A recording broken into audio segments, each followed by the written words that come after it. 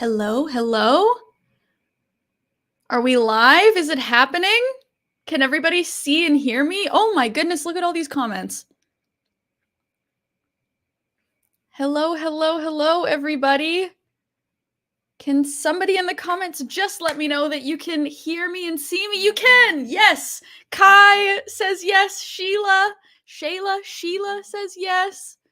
How is everybody? Wow, we have people from Vancouver, Philly, Atlanta, Ontario, Manitoba, Dibbles. I don't know if you know, but I'm actually also from Manitoba, so we get each other. We have Caitlin from Ontario. We have Germany, another Philly, North Virginia, Italy. Wow, Victoria, Ireland. JT is here. Dan is here. Kai is here. Langley, Nova Scotia, Montreal, Toronto. Oh my goodness, England, Ontario. Here they come. Morocco. Wow. Hello, hello, hello, everybody. It is so nice to be here, to have been invited here by Field to take part in this series. Field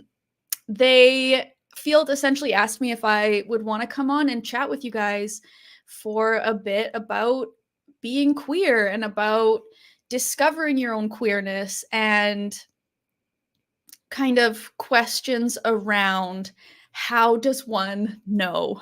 How do you know if you're queer? Alayna, help me. Alayna, help me. How do I know? Am I gay? Am I bi? Am I queer? Am I straight? Am I pan? Am I asexual? How do I know? That's really what I'm here to talk with you all about today. A little bit about me as we get started. My name's Alayna Joy. For any of you who don't recognize me, hello. I make content on the internet about a wide variety of topics, but mostly I talk about sex, dating, relationships. I do a lot of reaction content for fun over on my YouTube channel, but mostly I like to talk about the queer community and relationship within queer community, a relationship with other people, a relationship with ourselves, relationship to our mental health. And that's kind of where I'm at. Outside of the content that I make online, I am a master's student. I'm studying to be a counselor. So if it were up to me, I would be able to see all of you here with me, and I could pick your brains instead of you just picking mine. But alas, it is a live stream. Laura says, love this theme. Thank you so much. No, thank you for being here. Alexia says, gender fluid and bisexual here. Sheila, am I saying your name right? Shayla says bisexual here as well. Welcome, welcome, welcome. Oh my goodness, we have someone from Ukraine, New Zealand, Mexico. Rafi says they're from Mars. We have a wide range. Myself, I currently identify as a lesbian, gay, queer. I feel comfy in all of those words, under all of those labels, but I didn't always. And that's kind of how I thought I'd start this stream. I'm going to be taking questions after I tell you a little bit about me and who I am, kind of how I got here. So any questions that you have, Shayla, thank you. Shayla saying it, I can say it correctly now. Isabeau, we also have a non-binary lesbian from Norway. Any questions that you have, you can put them in the comment section, and I'll pull some from there. I'll also be pulling questions from the group chat over on Field, which the link to that will be in the chat here in a second. Hello, Cosmic Glaze. Bisexual here from Florida. So, how did I get here? It is a sort of long and winding story, and I'm gonna attempt to tell it in the most concise way possible. but I'd like to start, I mean, not totally from the beginning, but I'd like to start a little ways back. Basically, I grew up in a small, conservative town in rural Manitoba. Shout out Manitoba, shout out Canada. Um, and I didn't know I didn't know that women could be gay. I didn't know that that was an option. I didn't know it was a thing. All I knew from my upbringing was that there were these gay men out there somewhere in the universe, and they were going to hell. And it was a sin, and it was something shameful. Um, it was something that threatened the sanctity of marriage. It was a threat somehow to our religious beliefs, and it was kind of this big, bad, scary thing. And that's all I knew. Um, and so I kind of moved through the beginning of my life not questioning that my experience would be any different. It not only didn't occur to me that I could be gay, it didn't occur to me that I could be attracted to women or attracted to queer people in a way that was different at all from my peers. Um, so I went through elementary school, junior high, high school, thinking that I was like just like the other girls. Like I didn't think that there was anything um different, unusual, quirky, funny. I didn't think there was anything not not straight about me. Partially because I didn't know it was an option, right? But also partially having grown up in kind of such a repressive way. The way that I kind of rationalized this with myself is that um, any attraction that I felt toward women, because it was there from a young age. I truly believed that all women felt that way, that all girls felt that way. I thought that having intense feelings for your girlfriends was just the way that women had friendships. I thought we all kind of felt that way, and we just didn't really talk about it because it was a bit uncomfortable or shameful, or it was something that should be kept secret. And so we did keep it a secret, but the key word being we. I really believed that all us girls were in it together. Caitlin says I felt that same way. It's not an unusual experience, right?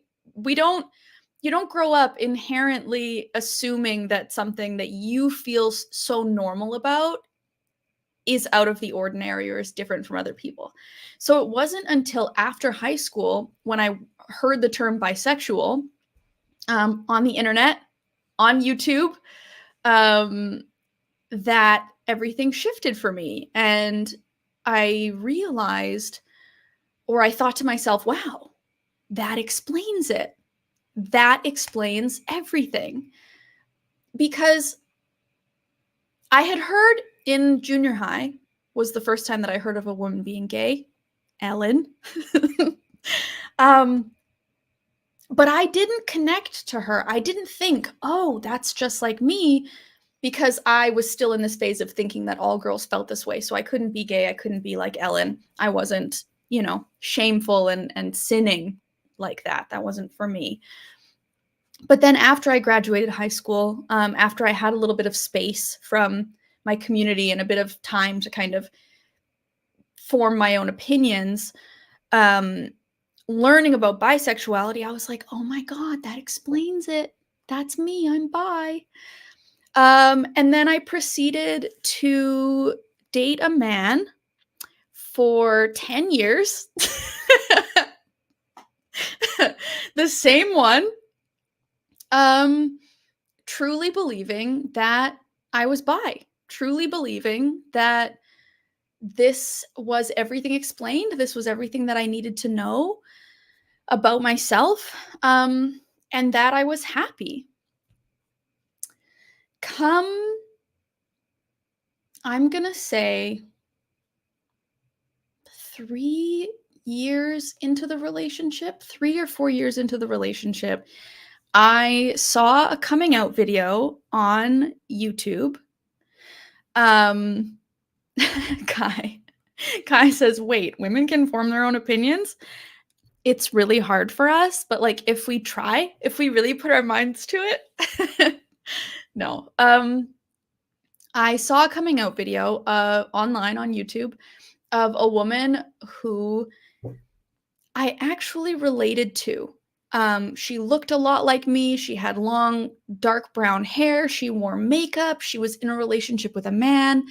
And she came out with this earth shattering video, at least earth shattering for me, saying that she had realized that she was a lesbian.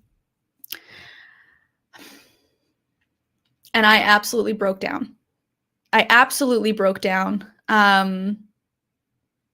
Because I thought if it can happen to her, it can happen to me. Long story short, talked to my partner about it, and we kind of convinced me that there's no way that that could be true, that I was definitely just bi, that I was definitely still bi, and not gay, and everything was fine. Fast forward another, let's say 4 years. We're engaged now, me and this man, and COVID hits. COVID hits and takes away from me all of the queer community that I've built out here in Vancouver, takes away from me basically all connection to the outside world outside of this straight passing relationship. And then on top of that, you add into the pressure cooker that I'm supposed to be planning a wedding on top of all of this. And that was essentially the combination that did it for me, where it was something that I couldn't not look at anymore. And I mean, I spent the first part of COVID just in an absolute space of terror, feeling like I knew this thing to be true about myself, but I didn't know what I was going to do about it or how I was going to live with it. But I did. I figured it out. I ended my relationship, the engagement, and I started this whole new chapter. And that was almost 4 years ago. What? Almost 4 years ago now. Question from Laura. I started considering myself queer when I considered myself pansexual and started dating trans folks / non-binary folks. So that's basically a way to describe it.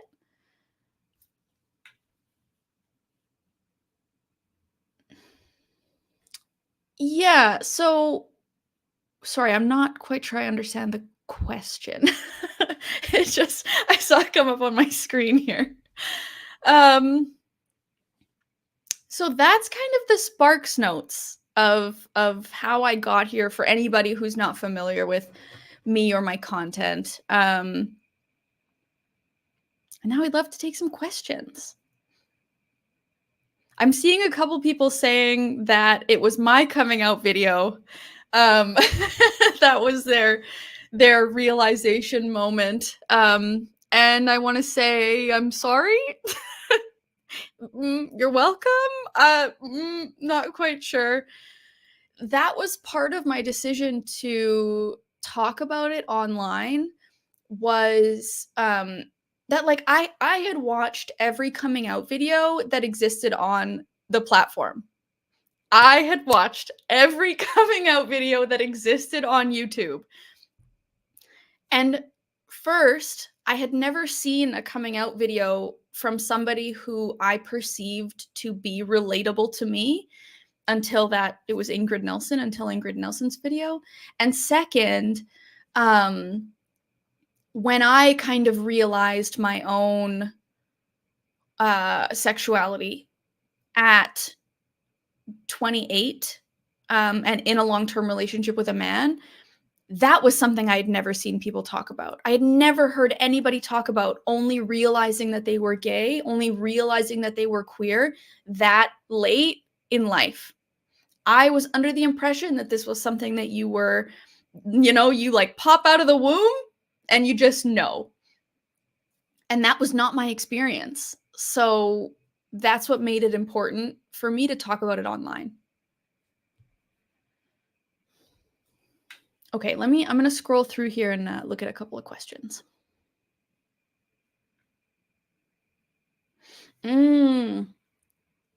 How do I overcome subconscious homophobic beliefs?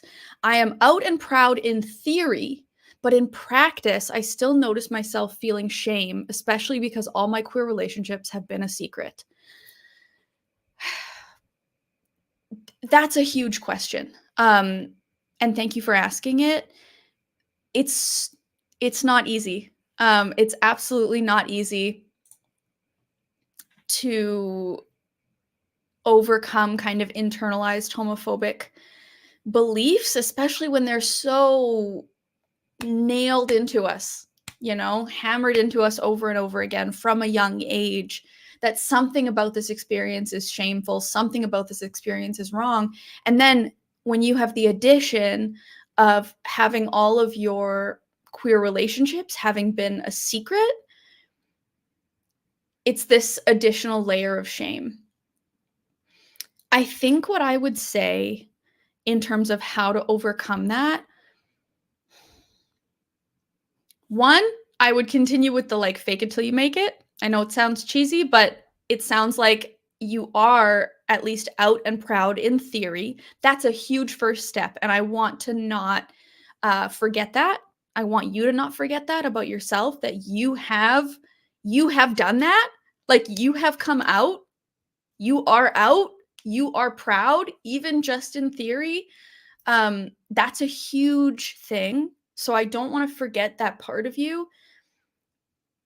And then I want you to try and think of this part that feels the shame still, that feels kind of that internalized homophobia. I wonder if you would be able to see that piece and ask it what purpose it's serving. Why are you here? Right? Why is this shame here? What's it trying to do for me? And my guess is that the answer that you'll get will be something along the lines of, it's trying to protect you, right? Like, when we have shame about something, when we hold on to shame, what that is that's a part of us trying to keep something that we fear, if somebody else finds out about this, it's going to make me unlovable. Shame is the fear that we are unlovable on some level, that we don't deserve love, that if only somebody knew the true me, if only they knew, they really knew XYZ, they would leave, or they would judge me, or they would this, they would that. They would find out that I'm unlovable. And so what I'm trying to do is kind of take the shame out of the shame.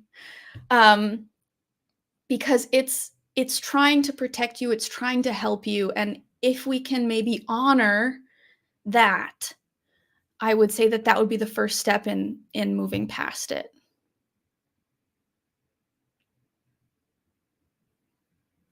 I hope that makes sense. Ooh, what's the simplest way to explain comp het to the baby heteros that don't have any knowledge of the queer community?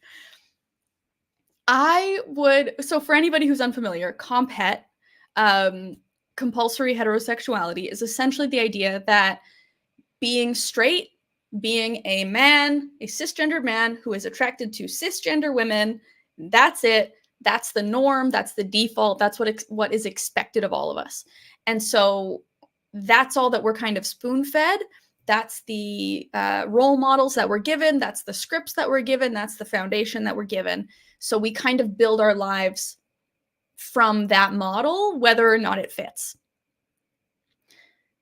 So explaining that to somebody who has no knowledge of the queer community, I wonder if you could find a way to like de-queer it. So like find something that has nothing to do with sexuality that maybe this person would relate to. So for example, um maybe this person's parents are both lawyers, and so they really want this person to be a lawyer, but they decided instead they want to be an artist, right? You could try to explain comp het in a parallel situation that the person can relate to by saying, well, imagine if you becoming a lawyer, that's your comp het. That's the thing that was expected of you. That's the way that you were raised, the expectation that was put on you. And you had to actively search within yourself to discover, wait a minute, I don't actually want to be a lawyer. That actually doesn't fit me. I don't enjoy it. It doesn't spark joy, or it doesn't feel right. It's not me. I'm this other thing that was actually never taught to me. And I had to go and discover that on my own, that I want to be an artist, right? It's the same thing with being straight or gay.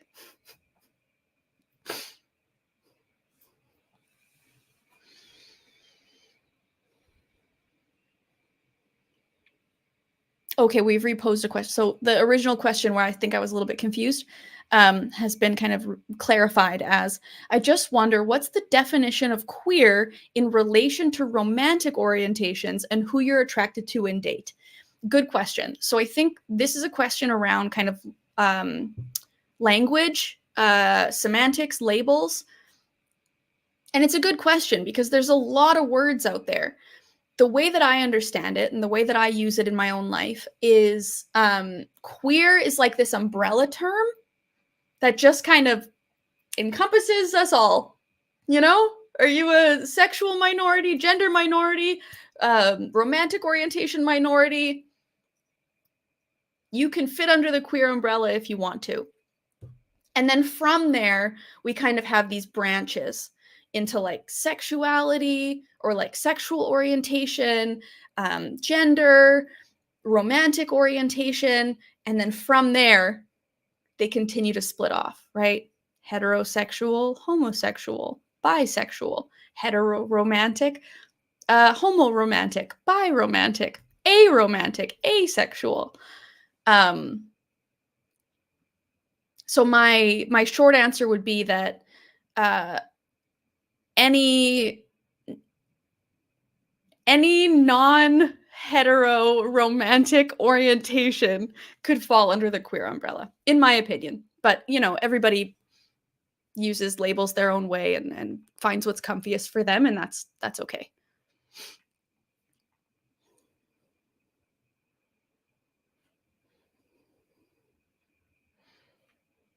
Mm. How do you have a relationship with parents who are unaccepting of your sexuality and relationships? Oh, mm, um, first and foremost, I'm sorry, because that's hard. That's it. That's the hardest thing. And I know that you're the person who said that you were from Manitoba earlier, so I just want to say I get it. I get it. I'm from there too. I get the community that you're in, and kind of the context of that, at least in my own experience. How do you have a relationship with parents who are unaccepting of your sexuality and relationships? You have a relationship with them on your terms. So that means checking in with yourself about what are the things that you want out of relationship with your family, What are the things that you can realistically get right now? Um, how harmful is it for you to keep this relationship when they're not accepting? And that's not to say that you should or shouldn't keep a relationship with family that's not accepting of you. That's an individual choice. Some families will come around with time, you know, some of them need time. And some people are willing and able to give that time, and some aren't. So, and both are okay. So, there's really no right or wrong answer. I would just offer that you really sit with the question of how much of this relationship is for me, how much is for them, and how much of those two things am I capable of holding and comfortable holding?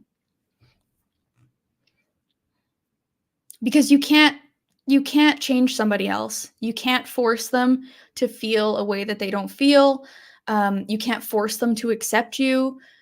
And so there's a level of acceptance that has to happen, at least right now, because you never know.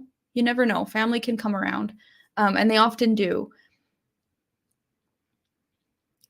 So it's asking yourself what feels healthiest for you right now.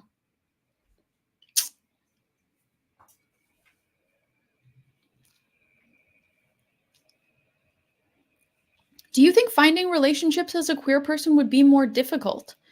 It depends where you live, if I'm honest. There are queer people everywhere. Absolutely everywhere. Oh, this is where Field comes in. For any of you who aren't familiar with Field, Field is a dating app, or an app to meet people for folks who are curious, for folks who want to explore and experience different sides of life. This is a very queer-friendly dating space app. It's a kink-friendly place. And it's a really neat platform for meeting other people who are similar to you or who share similar interests, especially if especially if they're interests that maybe just face to face with someone you don't necessarily know, right? So you can put in your preferences and interests, things like BDSM, your gender preferences, those kinds of things, and yeah, meet like-minded people. But so my two-part answer to that question is that one, dating and meeting people as a queer person with today's technology and apps like Field, like, there's no difference. We are everywhere, and you just have to know where to look, and Field is one of those places. And then, you know, you have a leg up if you're living in a big city versus a small town for sure. But no, there's so many of us. There's absolutely so many of us. Oh, which also, speaking of Field, I mentioned at the beginning, we're having a group chat over on the Field app. The link will be in the chat. I think the chat's over here. The link will be in the chat to the in-app group chat. I'm also pulling questions from there now, and then after this stream is over, I'm going to be in there chatting with you guys in the group as well.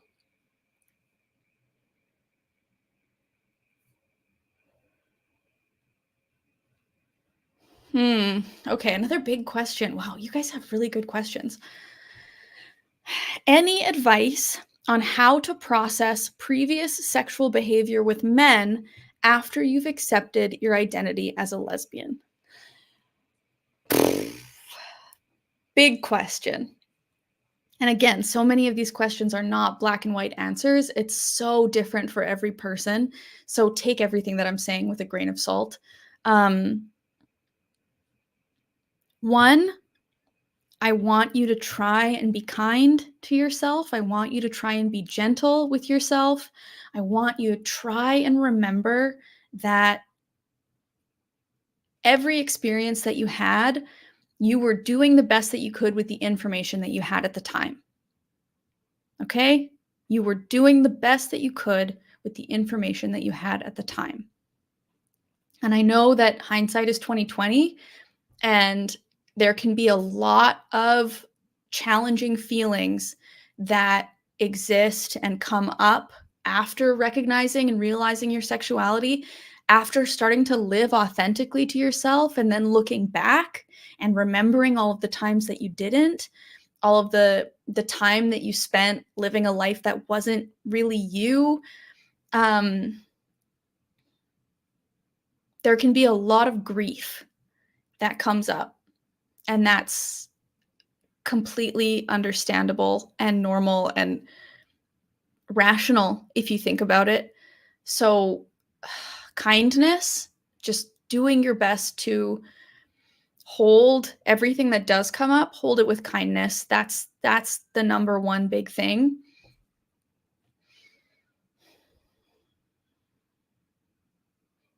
And then exploring and holding and hearing that version of you.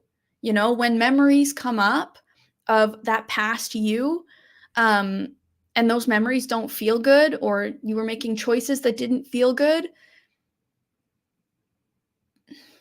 shaming and judging and berating your past self doesn't help. It doesn't help anything. What really needs to happen, even though it can feel really scary, is embracing that version of you with love and compassion and forgiveness. Um, and maybe even, and this might sound a little hokey, okay? I apologize, but just trust me. It works, okay? Maybe even saying to that version of yourself, to that past you, I'm here now. You know? I see you, and I'm here now. I've got you. I'm doing everything I can to keep you safe. Um, I'm sorry that you experienced XYZ. I'm sorry that I couldn't be there for you then, but I'm here for you now.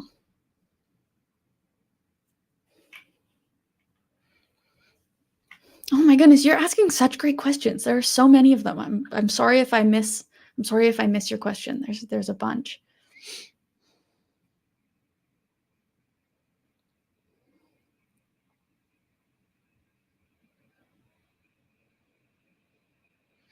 Hmm.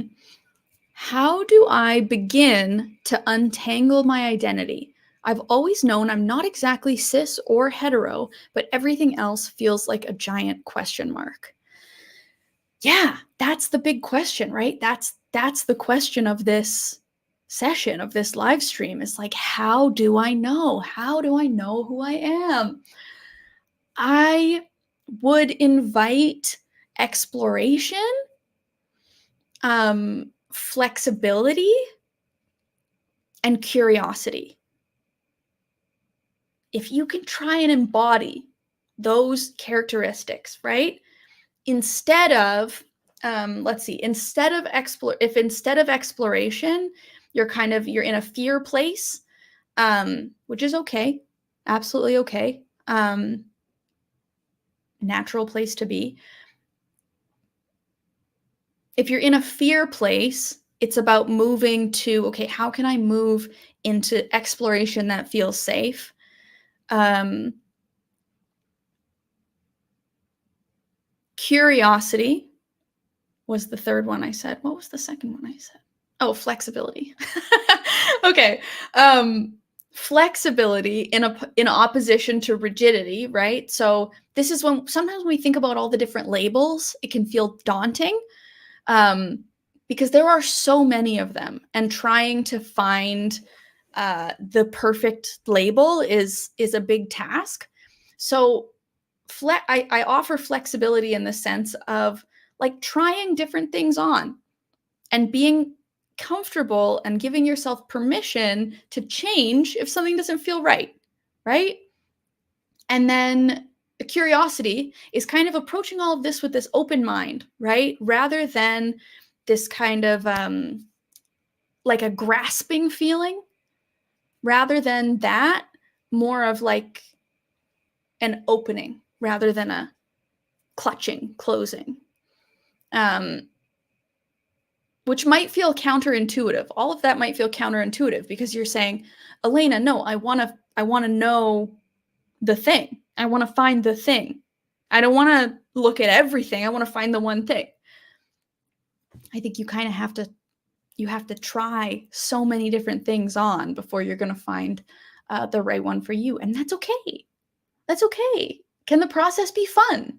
Can it be, like I said, an exploration rather than like some kind of time limited question? Because there is no time limit. We've got our whole lives to explore.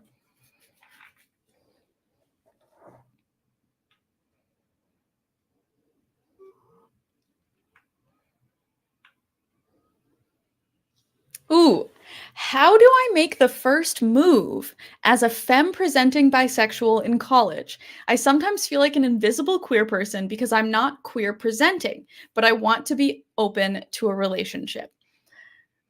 Okay, so. Oh, hi. Want to meet my cat? Often when I'm in here and chatting, she thinks I'm talking to her. Hi, sweetheart. You want to say hi to everybody? You want to say hi to everybody? This is my cat Bugs. Want to hear her purring?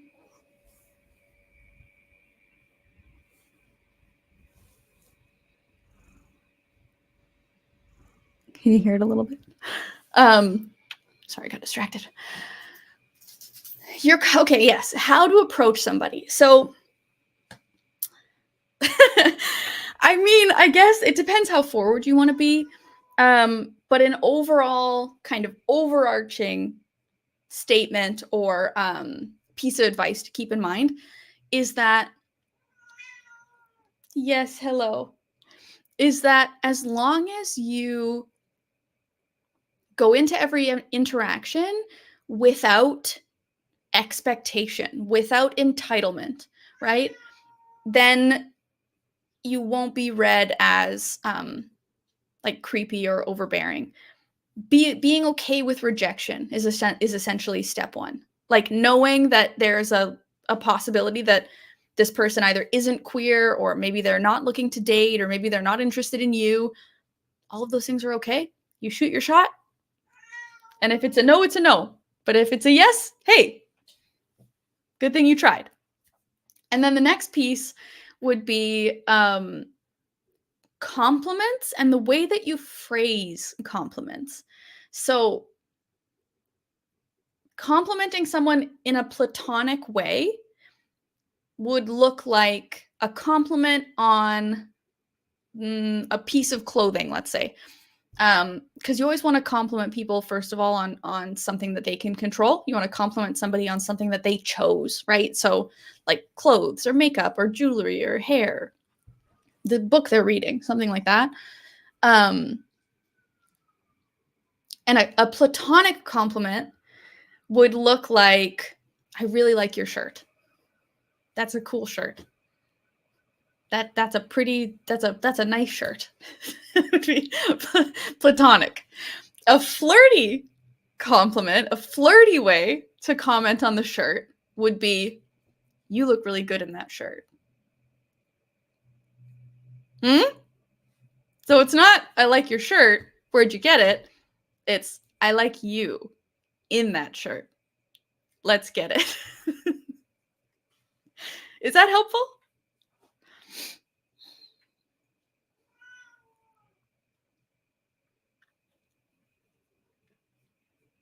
I also like to think, and maybe I'm living a little bit in my own la la land, but I do also like to think that there are more and more there's more and more acceptance of queerness not just looking one way. Because there's no way to look queer. Like there is. right? Like we all kind of know that there is, but there's no invalid way to look queer. Oh my goodness, there's so many comments. How are you guys doing? How's this going so far? How's everybody feeling? I'm gonna scroll all the way down because I'm way behind on these comments.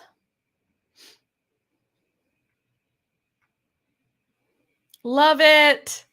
Great. Love it. Love, very good. Really happy. Love this. So fun. So helpful. Okay, good. Okay, good, good, good. That's what I'm hoping for.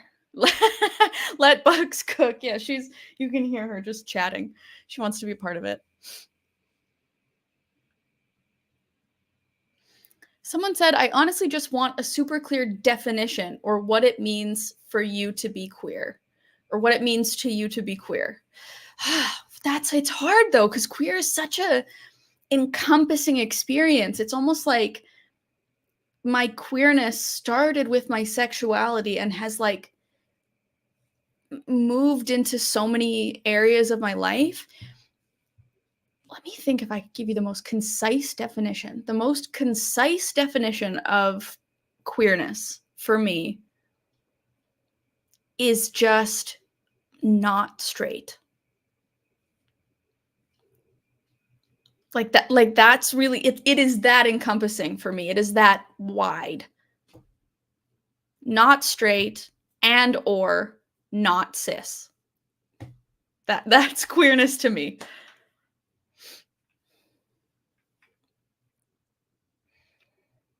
Right. Okay. How did you realize you weren't sexually attracted to men at all?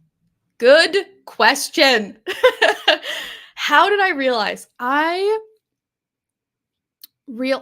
saw that the group chat link is in the chat again. So anybody who wants to join the field group chat, the link is in the chat here, because after I get off of here, I'll be going into there and we can chat that way. So how did you realize you weren't sexually attracted to men at all? Took me 28 years. Took me 28 years of actively being with men to realize. For me, and this is so difficult, and I know not helpful for everybody because not everybody's in this situation.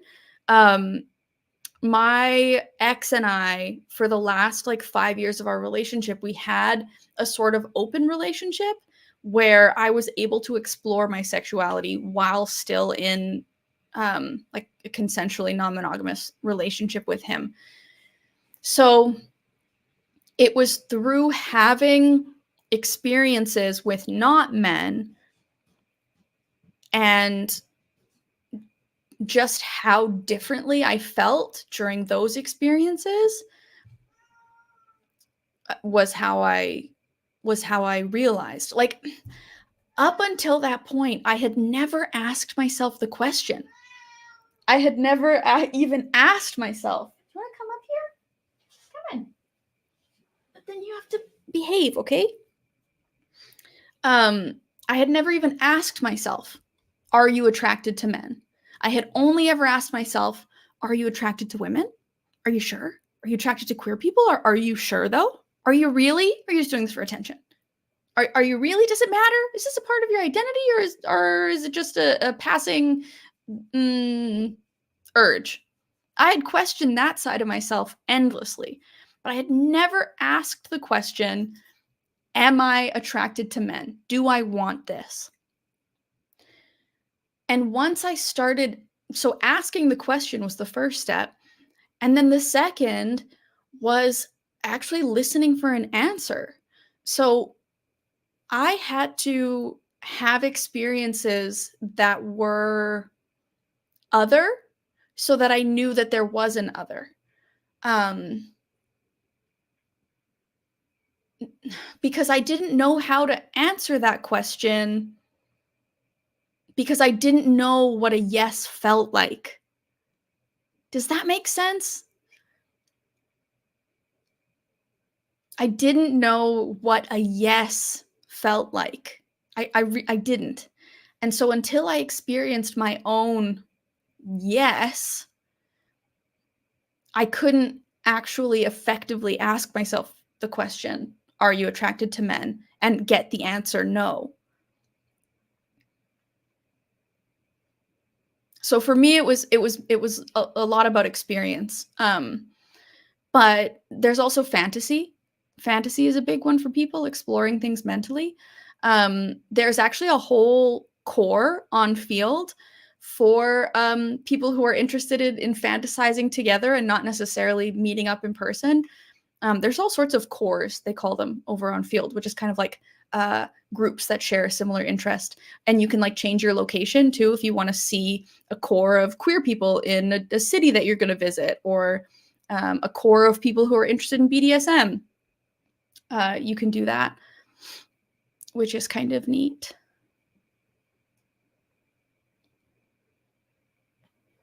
Oh, that's a good question. Okay, so continuing on the kind of question on what does it mean to be queer, does polyamory have anything to do with being queer? Like, what counts as queer? So, like, good question. I bet you some people would say absolutely yes. Polyamory is a form of queerness because it um diverges. Is that the right word? It diverges from the norm.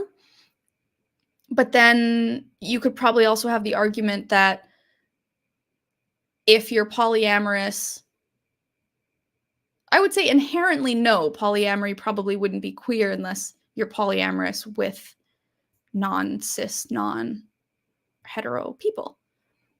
And the question, what is straight? I would say straight is like the comp het definition, right? So you've got cis men attracted to cis women. Straight. And believe it or not, they do exist.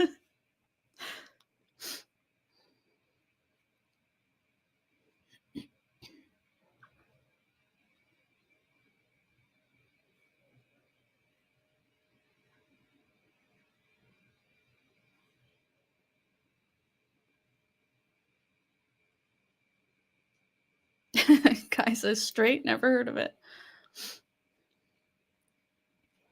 So this question has come up a couple of times. And I just don't feel like I have the greatest answer necessarily, because again, it's tough.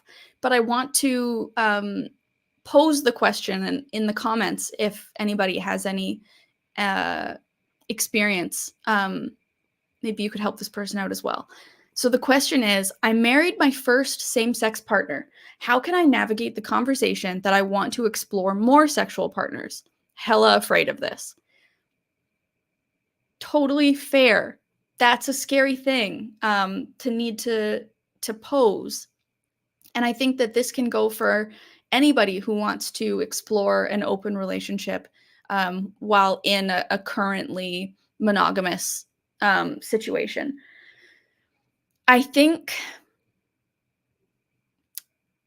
you need to figure out for yourself whether or not this is non-negotiable, because I think that will change the conversation with the partner. Because if this is something that you're interested in trying, then that's how you pose it, right? And you could maybe pose it gently, fun, flirty, as like you could ask your partner, like, do you ever think other people are cute? Have you ever thought about like sleeping with someone else? And just see how they react, right? Reaction could surprise you. Um, but then if the reaction is poor, that's where you kind of need to know within yourself, if this is a non-negotiable, then um, it might be time to start therapy with that person, couples therapy. Um,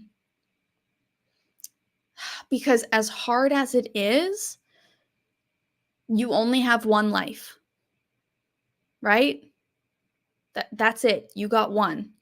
And so it would pain me to know that you would live that life in a way that isn't fulfilling you, that isn't experiencing everything that you want to experience for the sake of another person. And I know that that's tricky because you love this person and you don't want to hurt them and you don't want to lose the relationship. So it's really about getting clear with yourself on what it is that you want, and how you would like to get there, right? So other questions are, how would you feel about your partner sleeping with other people, as well?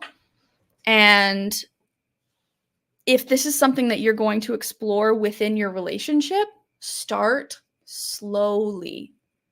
Start so slowly, right? You start with dating apps. Like you start by downloading Field. You can even download Field as a couple. You can connect your accounts with your partner, if that's interesting to you, and then building from there. A foundation of trust and communication is essential to getting started.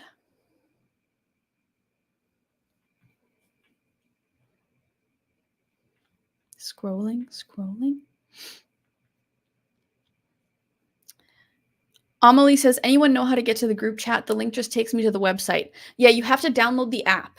So the group chat is within the app. So if it's taking you to the website, it's probably trying to prompt you to download the app, and then you have to go to the link that way through your phone.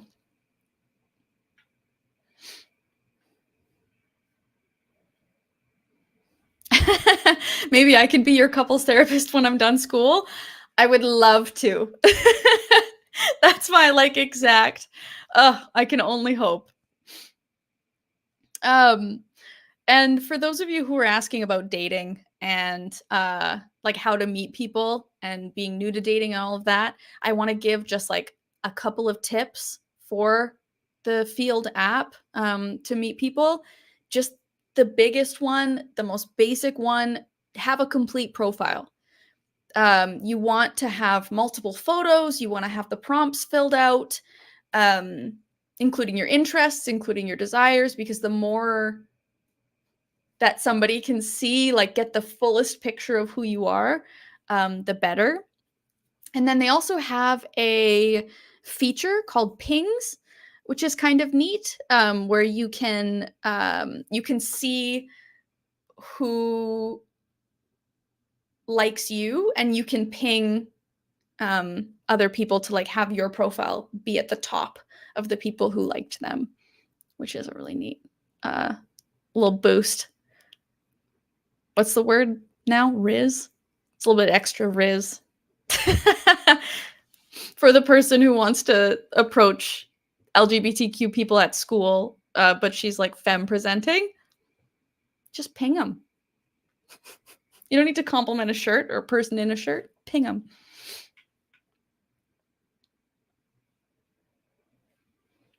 Okay, a couple recommendations from the comments for people looking to explore polyamory. We have a recommendation to read the book Polysecure.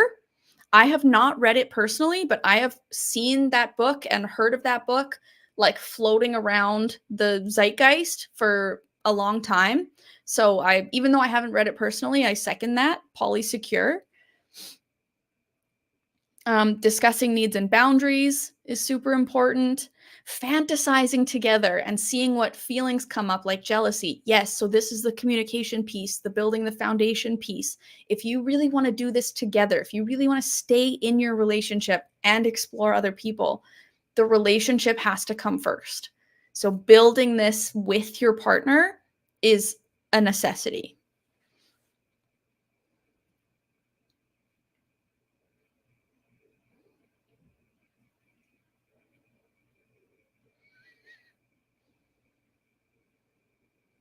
Oof. How do I protect my emotional well-being when I'm attracted to my straight girlfriend? It's driving me crazy and I don't want to hurt our friendship. Okay, don't want to hurt the friendship, but you're hurting yourself. I understand not wanting to hurt the friendship, but is the friendship more important than your emotional well-being?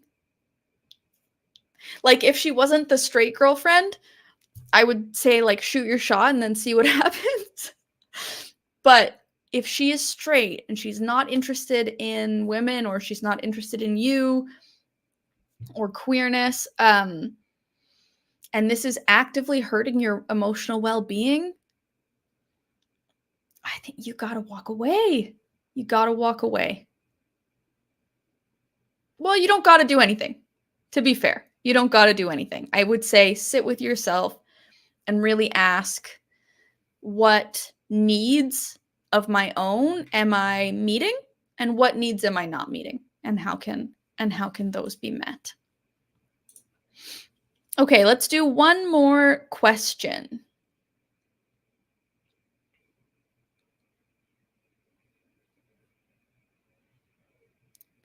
One more question. I'm just scrolling through here.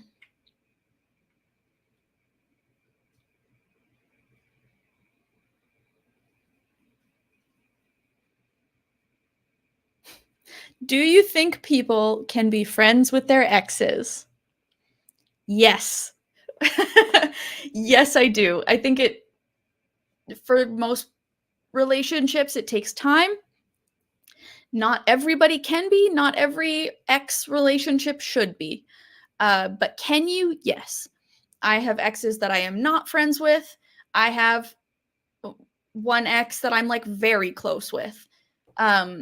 It really comes back to kind of what we were just discussing in the last question of what needs are or aren't being met and why. That's a big one. Why do you want this person as a friend? What is it that the relationship brings to your life? What does it add that is so valuable that you want to do the work to keep it around?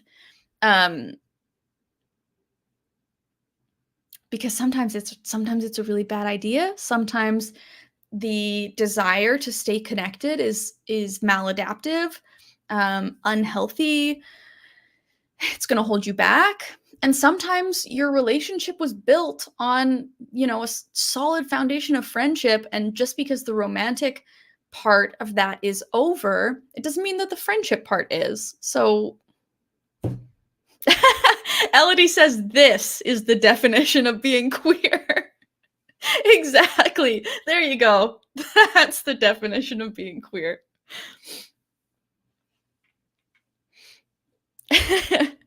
I think that's all the questions that I have time for here. Oh my goodness, but someone just asked a really good one. Okay.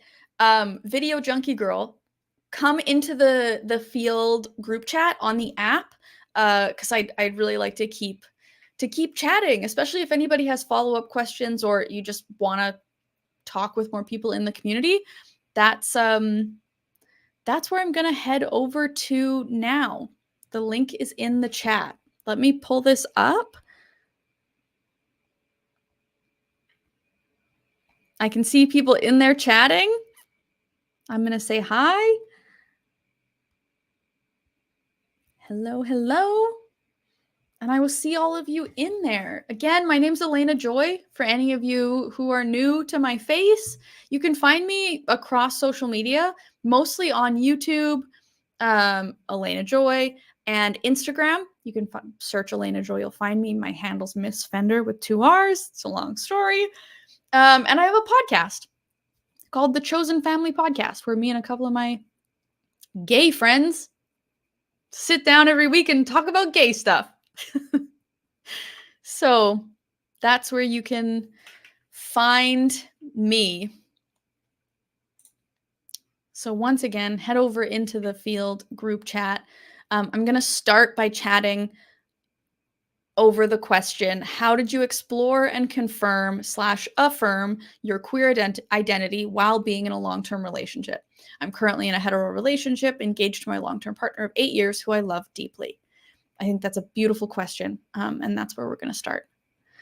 So thank you, everybody. You can you can subscribe to Field's YouTube channel where you're watching this, because they're having weekly live streams like this, chatting about various topics, and it's a super neat It's a super neat program they have ready for all of you. So definitely do that. And check out my stuff at Miss Fender, at Alayna Joy. Thanks so much for being here. It was great to get to chat. It was great to get to meet you. Thank you for all of the questions. They were really thoughtful. And I'll see you over in the group chat once you download the app and then click the group chat link.